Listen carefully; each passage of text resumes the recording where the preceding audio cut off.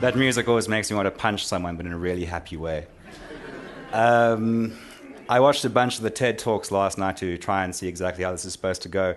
And most of the speakers kind of, they always start off with a joke. I haven't written one, so that's your loss.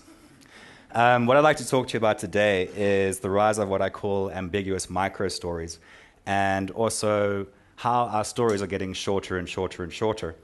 And we're moving from a place of it was the best of times, it was the worst of times, to a place of the times were okay. And the reason for this is we have a generation which is reaching adulthood now that has essentially grown up consuming their environment in decreasingly smaller and smaller chunks, from their news and their media, and now storytelling as well. Before I carry on with that, I'd like to talk about someone that's incredibly important to me, and that person is you. Because you are the main character in a project I've been busy with now for the past 4 years called I Wrote This For You, which is essentially a combination of photography and very, very short stories that I create with a friend of mine in Japan named John Ellis. We've been friends for about 6 years and have never met, which people are interested in for some reason. I don't know why. But essentially, we create these very, very, very short stories. And one of the very important things we do with these stories is we leave out a lot of detail. And there's a reason for this. By leaving out things like gender, age, race, location, people apply the stories to themselves. So I'd never write a story this short, although it's been close before. But essentially, by leaving out the details, people apply those stories to themselves. There's no story I can tell you that is as powerful as the story you can tell yourself. Since the blog's inception, it takes the form of a blog. It's reached hundreds of thousands of people. It's been read millions of times. The address gets written on Bibles in Alabama. I have friends in Singapore, Canada.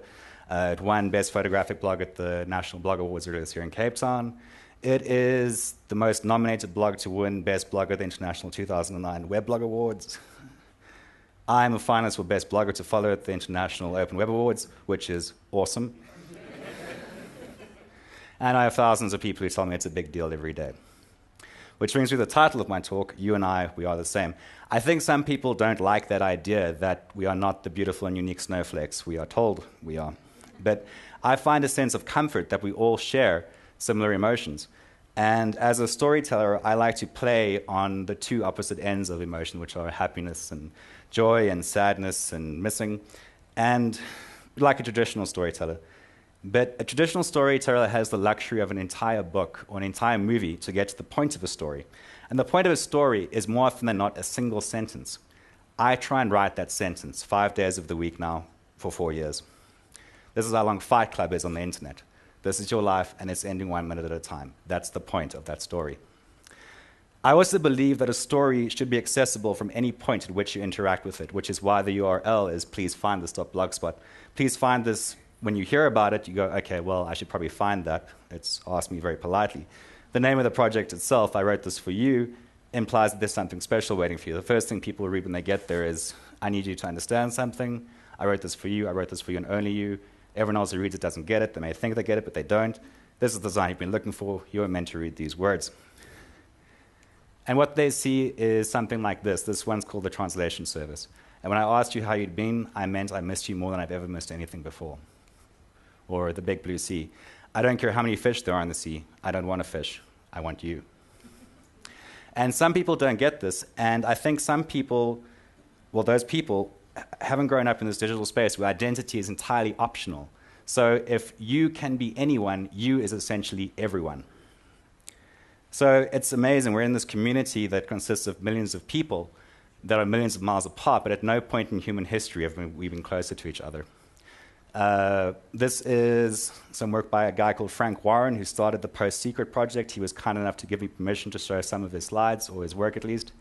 Essentially, people send him anonymous confessions on postcards. This one reads, I have a necklace I bought at the place I cheated on my husband. I wear it when he tells me I'm fat, ugly, and stupid to remind me that someone once thought I was beautiful. I hate my coworkers, as we all do. In Frank's own words, since a 4x6-inch card is not big enough to hold a complete story, writers must use just a handful of words and images to share a tale they might have kept concealed for decades. This forces the correspondent to include only the most crucial elements. The reader is then free to fill in the details, drawing upon their own experiences, values, and imagination to better understand the human story on each card. Other people who are kind of pioneering this new form of micro-story are Joey and Emily from A Softer World. They've also kindly given me permission to show some of their work. This one reads, it isn't easy to stage a convincing alien abduction, but if it were easy, would I really be Father of the Year? So they don't ever have any characters. They don't have a Garfield or a Superman or a Batman. And what happens is people read these stories and they make up the story themselves, or they find a story inside it. This is the work of a friend of mine in New Hampshire, an artist called Cassandra Warren. This one reads, and then you will speak in the dark. I'd also like to just talk about how, besides the community of people that I speak to every day, how I've managed to interact with communities around the world. A man called Matthew E. May, who's written a book called In Pursuit of Elegance, amongst other things, loves my blog because he loves the fact that I leave out information to make it what he calls more elegant. Introduced me to a woman called Stephanie Allen, who's a VP at Fox Searchlight Pictures in California, who has a relationship with Stacey Peralta, who's the director of Dogtown and Z-Boys, Riding Giants, and Crips and Bloods Made in America, who has kindly agreed to donate skateboards to the Uganda Skateboard Union, which is an organization quite close to my heart. And they teach kids to skateboard in Uganda. This is Dan Rodriguez. He's a musician I work with in Minneapolis. He takes the entries and turns them into songs. He shares them with kids as part of a project called Youth Frontiers. When the Philippines flooded earlier this year, I'm quite big in the Philippines for some reason, and I don't know why. But I was literally reading tweets from teenagers stuck on the roofs of their houses, and I was able to retweet emergency information from them so people could help them, which was amazing for me, and the blog gave me that opportunity.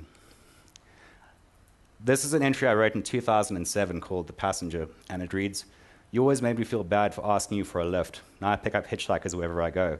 I take them right to their door, even the prostitutes. A year later, it received this comment. The even the prostitutes part makes me sad. I want to save the world, but I can't. I'm giving up the whole prostitution thing and going back to homelessness. I can't help anyone. I can't even take care of myself. I responded, you just managed to write a succinct paragraph of text and showed a genuine understanding of human suffering and emotion. This means you can read, write, and understand the people around you. You're far more able than many people in this world to take care of yourself. You just have to believe that. Go and ask someone for real help. I can try and make you feel better from behind this keyboard, but that's all I can do. You need real people on your side of the screen to help, and I swear by all that I hold holy and every single fibre of my being, they're out there waiting for you to ask. If you want to save the world, start with yourself, please. I sincerely beg you. Hold on.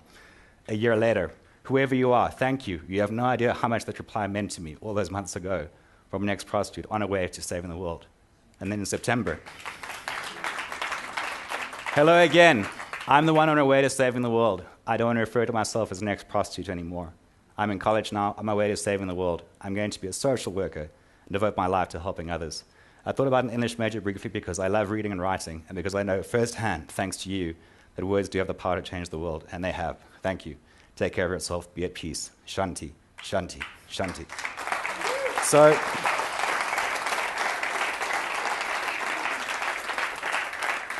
never before in human history have we been able to touch so many lives from so far away. And never before have we been able to change those lives for the better with the simplest of stories. Thank you.